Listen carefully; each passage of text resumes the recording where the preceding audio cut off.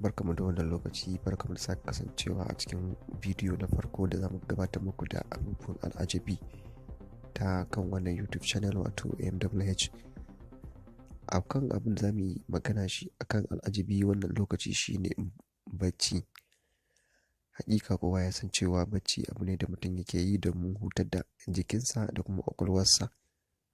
Amma a cikin bacci akan samu mafarki, wanda shi mafarki wani abu ne da ake ganinsa a cikin bacci, ko abin da ya kasance gaske ko kuma wani abu akasinsa. Mu sani cewa a lokacin da mutum yake bacci ba za ka taɓa yin baccin mafarkin agogo ba. Ba a yin mafarkin agogo a cikin bacci. Wannan wani abin al'ajabi ne da mutane da yawa ba su san shi ba, ko wance ba mu san shi ba.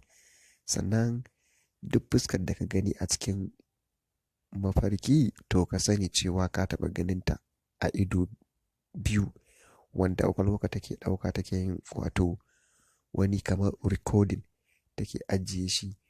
In ka tashi mafarki sai kai mafarkin fuskar mutum, amma ba za ka taɓa yi mafarkin da fuskar wani ba wanda baka taɓa ganinsa ba. Kuma sannan a cikin mafarki ba a taɓa yin mafarkin cewa gashi ana yin karatu, kana karanta littafi. Wannan abin al'ajabi ne sosai matuƙa da jama'a za su ji daɗin ganin ko kuma jin sauraron wannan bidiyo. Wannan shine bidiyon mu na farko, kuma da yadda Allah za mu kawo muku abubuwan al'ajabi nan gaba.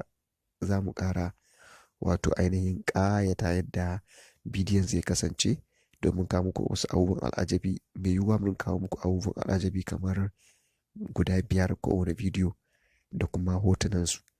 Amma wannan da yake shine na farko, mun ɗan yi magana ne akan bacci wanda muka ɗan tattauna akai kaɗan.